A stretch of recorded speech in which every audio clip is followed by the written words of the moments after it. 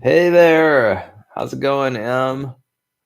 It is 7:23 a.m. at on the 5th of August, 2019. I hope you're doing well. I'm still making adjustments here. The infinite number of adjustments that I make before every program that I record. I hope you're doing well, my girl. I hope you had a fantastic weekend. I think it's the last weekend, or maybe one of the last weekends before school starts up for you. Let me check my calendar real quick and see when school's starting up for you. It starts next Friday, next Wednesday. So you've got a week and a half. Awesome. Um, Hopefully you use this time wisely.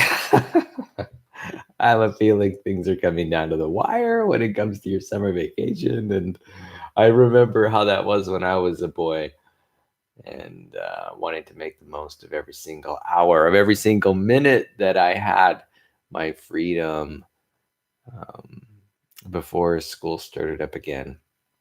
I'm guessing that right now that you're beginning to think about what school supplies you might need for your sophomore year of high school.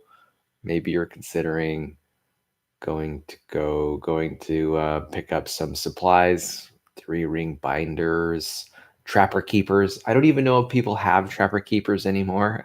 Essentially, trapper keepers were three ring binders for your folders.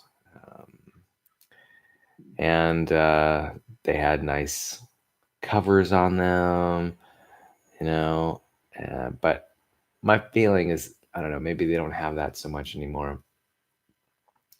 I'm kind of curious about how you might be planning to use your iPad Pro for your classes. In fact, that was part of the reason I bought that for you is because I thought that it might be helpful for you to use it in your studies. And I know that it's helped me a little bit at, in my studies. I'm able to keep everything in one place and it's pretty mobile. I like having a big keyboard and computer around all the time. It's very portable, and I like that larger form factor when I'm traveling. Sometimes the smartphone form factor. I know you got a smartphone. It's just a very powerful computer, just like your tablet computer, your iPad Pro. But sometimes it's nice to have the larger format.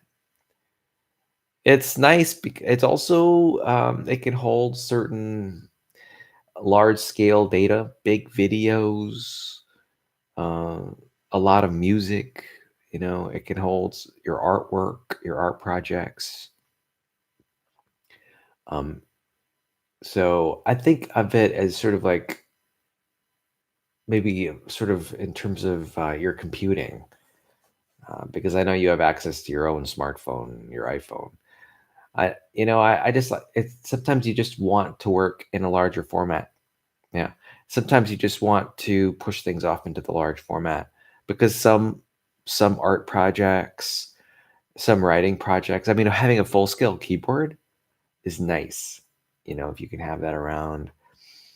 I'm kind of curious, Em, you may not even know how to type yet. Hopefully they have typing classes in high school or you've had them in grade school and you've learned to type a little bit. A very useful skill. I highly recommend it. I went years and years and years without learning how to type. I've been around computers since I was like 8 to 10 years old, and I didn't really learn to type until I was like 30, which was kind of a handicap. Absolutely, it was a handicap. That did not keep me from learning about computers or taking computer programming classes. I took computer programming classes in BASIC and Pascal and Fortran 77. And I did all kinds of word processing.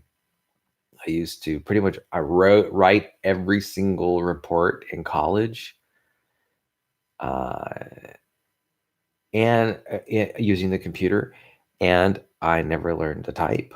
And I mean, so learning to type doesn't not knowing how to type doesn't really hold you back, but there's convenience associated with touch typing that Today, I really couldn't really live without. So you sort of, it's an essential skill, at least in today's modern world.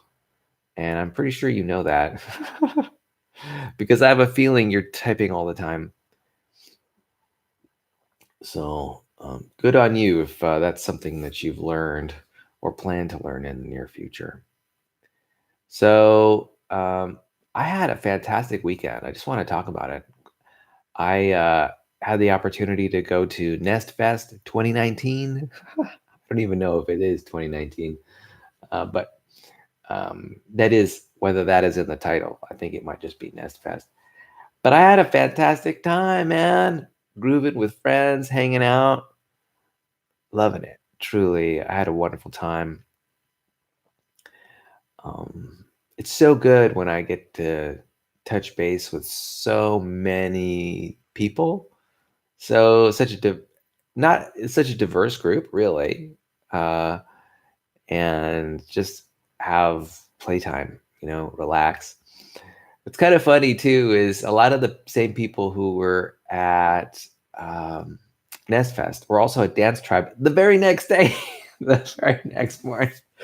So I had a great time with them, dancing again with them the very next day in Santa Barbara Dance Tribe. So it's hilarious. What's funny is that I connect with some people at Nest Fest, and then I connect with others at Dance Tribe. But we all saw each other. It's so funny. That's so hilarious. I love it when that happens.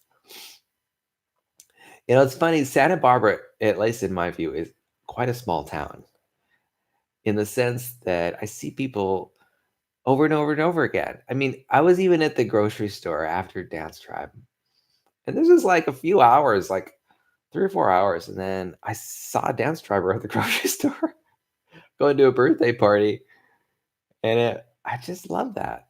Just love that. There's a really tight sense of community, at least that I see in Santa Barbara, a city as large as it is. So anyway, who knows? Maybe it's just me. It's probably just me that I have this real keen eye for networking and for looking out for people. You know, I'm sort of consciously aware of people and places, and I pay attention to those things for some reason. I'm like a scout. I could scout it out. I could scout out places. And but what here's the really funny thing about my particular ability of being consciously aware of people in places. Um, I have a weakness. Despite this amazing ability that I have to scout out people in places and meet them and greet them, which is an uncanny ability. I also have a real difficulty recognizing people sometimes. I know. So let me tell you about one concern I have about my own mind and my own brain. I I honestly, I think I know a lot of people. I know a lot of people on site, right? I can just look at them and say, "Oh yeah, that's such and such, so and so." And so I have a really good memory for names, a really great memory for faces, and I can pin faces and locations pretty good. I have a real good. My brain does that really well, right? So it's a personal skill I have, a master skill, and that really helps me develop my social circles and feel connected in the world, right? Which is something I really value. And but along with that comes a recognition of a weakness that I have, and that sometimes, faces, they are subtle.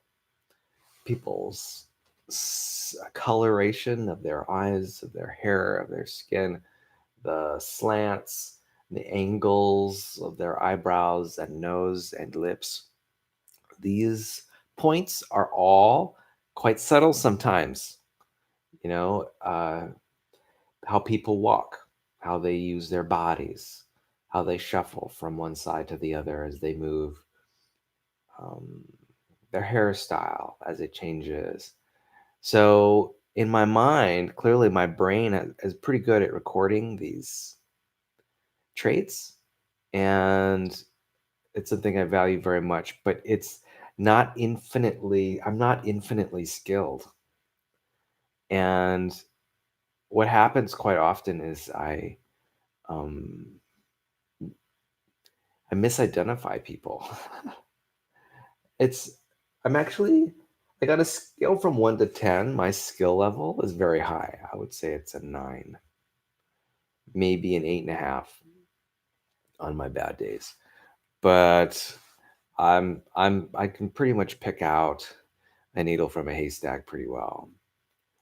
Um, so maybe this recognition makes me a little more critical about my skill level. And so when things start falling, I notice downward trends in my ability to recognize. But it's a skill that I am developing even further, I think, with use. And anyway, I am very cognizant and aware of my skill level at recognizing people.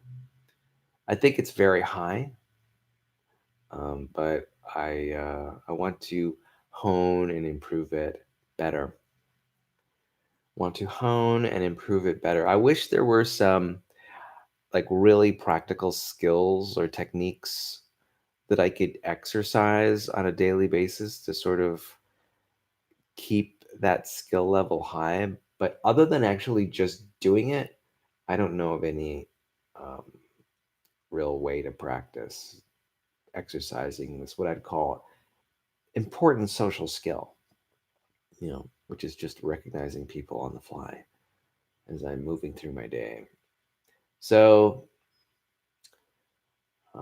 with that, let's get back to NestFest. I had a great time with NestFest, organized by people who I know and who I meet on a regular basis. um, Scout Connor and John Beyond Reason. And these are just friends of mine. And so happy to know that they pulled this together in this little creative action that they have.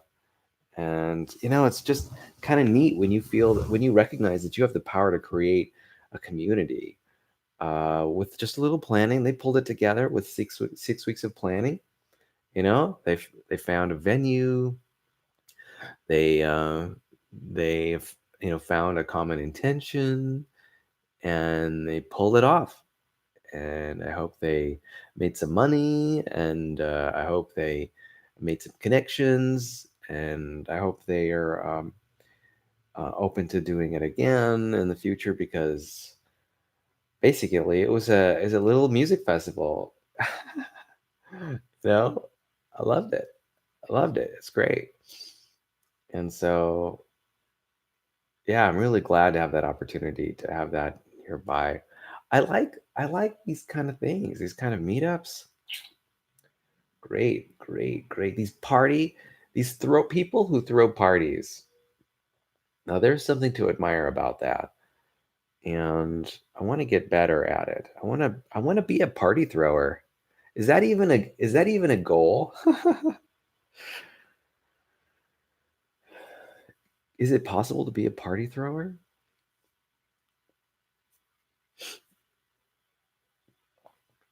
It's kind of funny. Some of the people and actions and skills that I admire most are these people who are able to throw together parties. Now, here's one thing about me and how I resonate with other people. Um, Now, I don't know if it says much about me, but I have had a tendency in the past to take a leadership role in um, pulling together clubs and things like that. But the fact is that I've had a lot more misses than hits. And I've never had any kind of group or club that really stuck together and was successful and was coherent. It's always sort of fallen flat. And, you know, there must be some skill that, I think what I want to do is I wanted to develop my ability to sort of create community and throw parties. I mean, throw parties, that phrase is easy to say, right? Oh, let's just throw a party, invite people, make it happen. Um, for some reason, I've had difficulty doing that. There are, I have difficulty drumming up the energy and interest level, and I think that's what I want to focus on. I want to make that a skill set, right? I think there's something valuable. There must be something in my personality that I'm resisting when it comes to being a party thrower, you know? And I imagine that the best party throwers are people who throw parties all the time, right? They do it in a way that's effortless, right? It's just part of what they do. And I think for me, I think about it too much, and I might um, not. There must be some part of it that I think is tough or hard or disappointing or unavoidable. Or I think, you know what? That's all in my mind. I totally recognize that I project that onto my reality.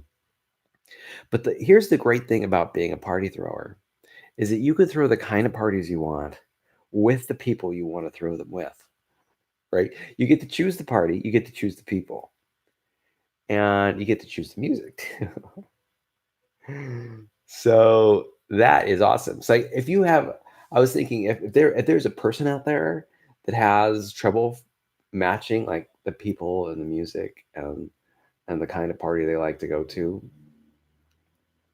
matching up those things, um, then they need to be their own party thrower, right? But here's the thing: the parties that I go to, I love. I love to go to them. I love the music. I love the people. I love what goes on. I mean, I've got a lot of parties to go to. So, I've never really felt like it's something that I need to create in my own world. But you know what? Me I would like to have a little more control over it, like how close the parties are to my house. Um, I think I'd like to have a little bit more control over the party and the But then, of course, that requires energy and it requires intention, requires motivation. I think I'm willing to do that. Why? Because I want to bring the party closer, right? I want to bring the party in closer on my terms, right? Nearer me with my circle of friends, you know. And the question is, but I also want to maintain the vibe, right? So that's kind of interesting. Maybe it's nothing I can control. The vibe has to just arrives on its own. Yeah, that's probably the secret sauce anyway. Just letting go and seeing what vibe I can create by, creating the setting. You know. Hmm. Something to contemplate.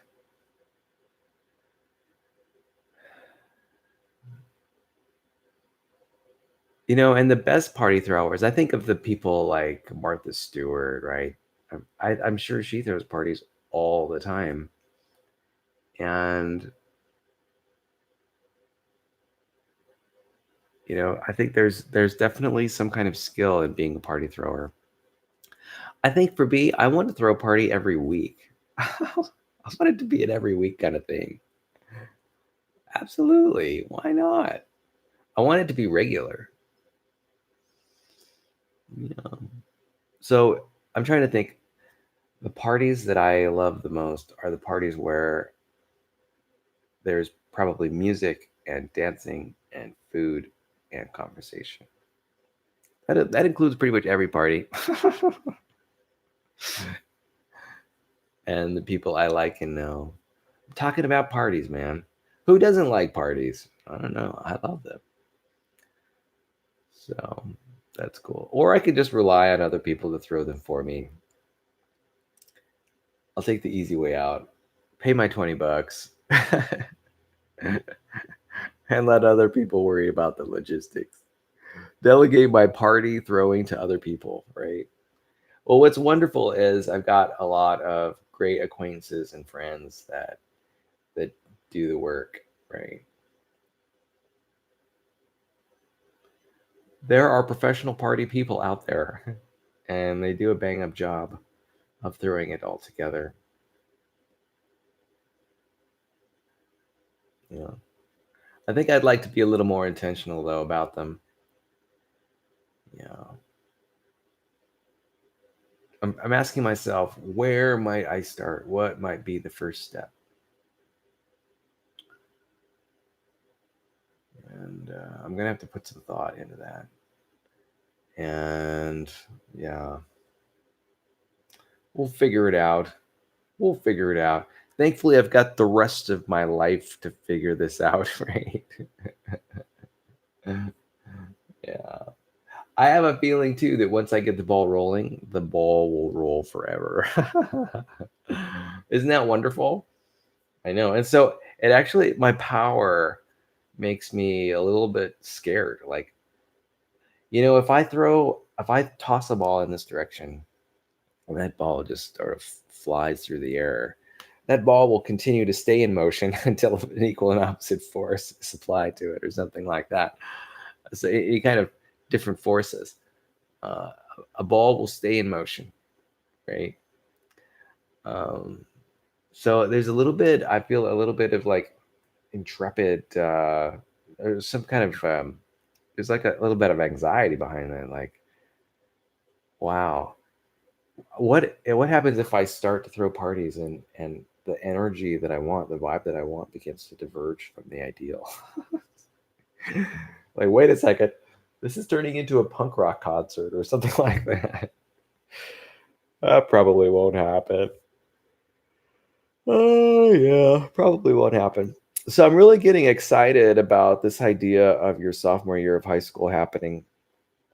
And now that I know that you're interested in Gothic fiction, Emily, I am wondering if it makes sense for me to focus on your English classes. Like, I don't know if you're taking an English class this coming semester in your high school, but you might be. And if you are, you probably have a textbook. And if you do, you might be willing to text me a photograph of the your textbook cover. That sounds interesting to me, and here's why. Because that means I can track the your class along with you, and I can read some of the works of literature that you're reading in your class and you're analyzing. And I think that could be fun. I would love to read some of those stories, those short stories, and analyze them too. That sounds like a lot of fun. I would definitely be into that. I personally, I need to expand my knowledge and understanding of different authors who have produced written works of art throughout the ages. And I would love to engage in some literary criticism and be introduced to new authors. To me, that sounds wonderful. It sounds like an amazing book club. And I, for one, am a big believer and lover of book clubs. I've been to many, or I've loved many here in the my local city, and actually in also other cities. I've been to book clubs in Solvang and Santa Barbara and Santa Maria,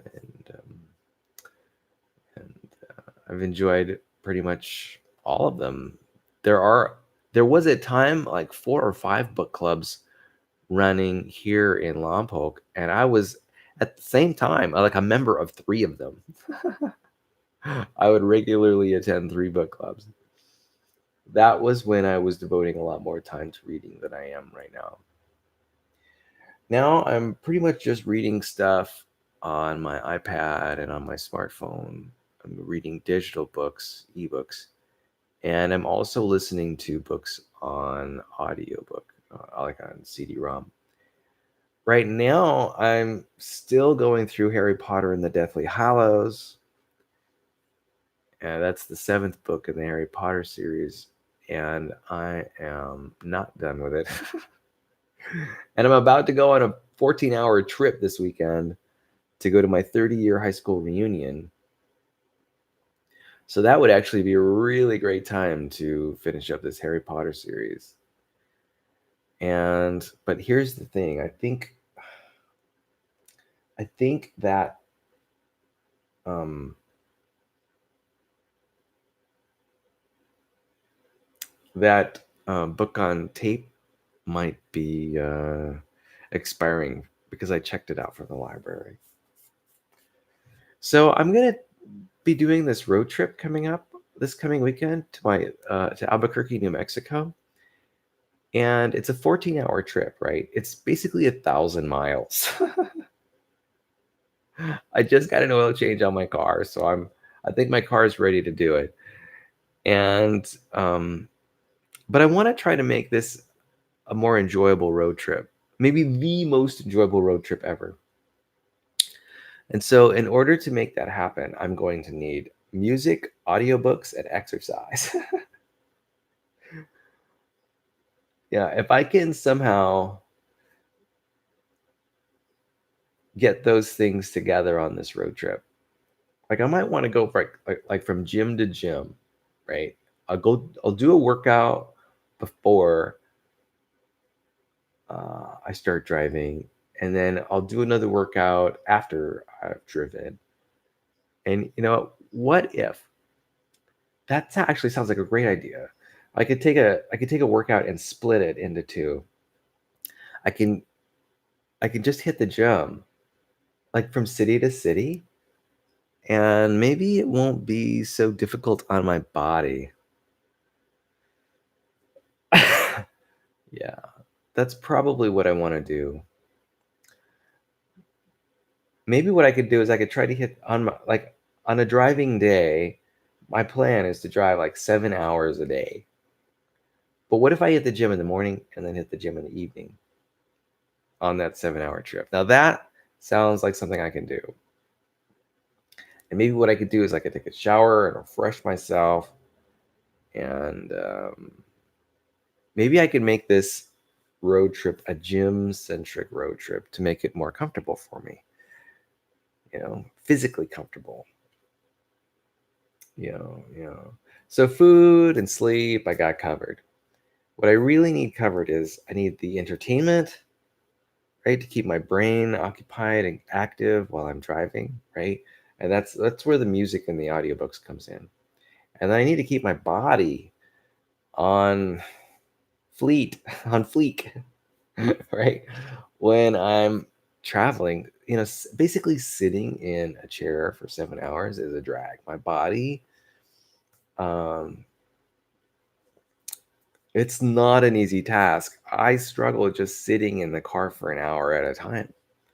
So I want to take regular breaks, but the problem with a regular break is that it doesn't bode well. What happens is here's the downfall of taking regular breaks. um, I end up enjoying my break too much and extending the length of it. And so before I know it, a 15-minute break has turned into an hour and a half break, and then that turns into a 2 hour break. And you just can't make progress on the road that way. I'm serious.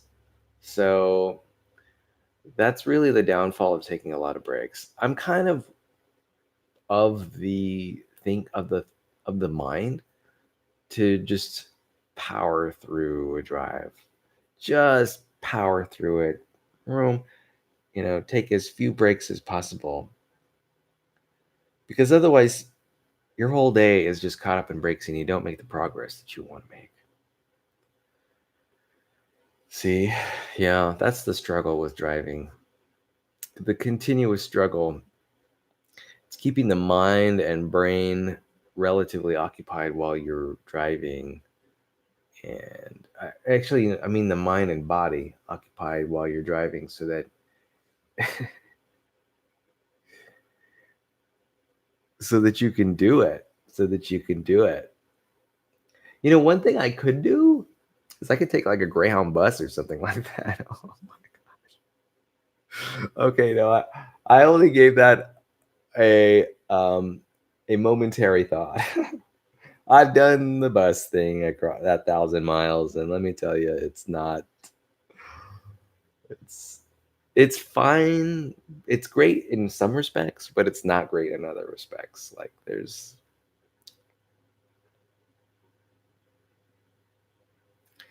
yeah, some it can take some time. It's inexpensive, which is great, but it can take some time. It's like a time sink. And here's the problem: you don't get to sleep how you want to when you want to. Um, yeah, you sleep. I think I did like a 23-hour bus ride one time. Yeah, and in some respects, it was great because I didn't have to focus on the driving. But in other respects, like we took regular breaks, um, which was fine. I kind of like taking those breaks, but I because it was 23 hours, I basically slept on the bus for one night, and that was rough, man. I'm sure today they've got like super duper reclining seats, and they've got Wi-Fi and internet. And back then, they didn't have that stuff. When I had that 23-hour ride on the bus, I had a tape player. It was one of those combo. It was like a Sony Walkman, is what I had, and it was like a cassette tape player slash AM/FM radio. Right? Do you remember when those were popular? No, of course not. You weren't born. But I had one of those, and it worked great. But I had like one program, and now that I think about it, it may not have even had an AM/FM radio integrated with it. It might have just been a cassette player. I'm pretty sure that's what it was. In fact, I think I even remember what tape I brought. It was a tape about neuro linguistic programming. It was like uh, Bandler, Grinder, and Bandler. That's exactly what it was. It was a Bandler and Grinder, and these are two authors of the neuro linguistic programming concept. So they had an early book called Frogs into Princes or something like that. A book which I really enjoyed. That was way back. That was a long time ago. That was like 30 years ago. I was into neuro linguistic programming, and which, NLP. It's been around for a long, long time. And maybe it's still a powerful movement, and it's got a lot of great material to learn. And if you ever have an interest in that kind of thing, I highly recommend you explore it. But yeah, I think I won't take the bus. I think I'll drive. I like the control of driving, and it's been a long time. It's been a couple decades. It's been maybe at least a decade since I've taken a trip like that. And here's the thing, which is actually also kind of interesting. I have done a lot of the hit the sites. I've like been to Meteor Crater like 4 or 5 times. I sort of hit the sites. I've done Flagstaff. I don't know how many times. I've That would be pretty awesome. But maybe I want to focus on just hitting all the gyms between here and Albuquerque. Hitting all the swimming pools, right? That would be interesting to me. Um, oh, Something interesting is showing up in my life right now. Last weekend, I went to the Hank Hudson Triathlon here in Lompoc, California. And it was last Saturday morning. The triathlon started at 8 o'clock a.m. Turned out I had a friend racing. I didn't even know he was racing in it. And I have a desire to do a triathlon. I might have mentioned this in the past. I'm completely fit enough to do a triathlon. In fact, I could do a triathlon right now if I wanted to. It would not be a problem. Except for the fact that I don't actually own a bicycle. That's like a big drawback. So I went to Hazards Motorsports or Cyclosports or Cycle Sports. I forget, but I went to Hazards, which is a bicycle shop in Santa Barbara, California. And I spoke to the owner there, and he explained to me a little bit about what it takes to get to own a bike. And he was explaining like bike fits, and he was explaining some of the technology in helmets today. And I think I want to own a real bike. I know I'm only 50 years old. You'd think, oh yeah, it's about time that Miguel owned a real bike. So I think I'm gonna own a real bike. I was considering getting just a plain road bike, but I might get a cross or a hybrid, I think is what they call it. That is a cross between a mountain bike and a road bike. I think that would be the most practical kind of bike for me to have. So yeah, I'd like to have a bike that was a hybrid. And I was thinking, well, maybe I should just get an electric bike. You know, I don't think I'm into it. I don't think I really am. I really going to go on these super duper long rides? I don't think so. I think the longest bike ride I might ever go on is an hour. That's 30 minutes one way, 30 minutes the other way. I mean, we'll see how enthusiastic I become about bikes. That is a story yet to unfold.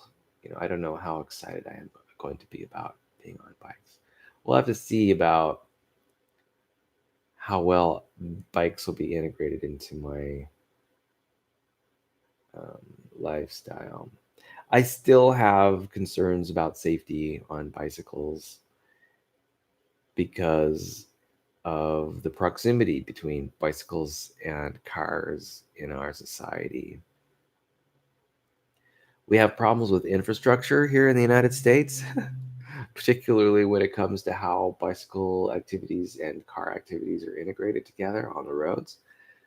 And, I honor the people in the past who've sort of pioneered bicycle riding on streets, but for me, the ideal situation would be an infrastructure where bicycles and cars are 100% split in terms of their infrastructure, or that all cars are driven by autonomous computers, artificial intelligence, to protect bicyclists, specifically to protect bicyclists from collisions with cars.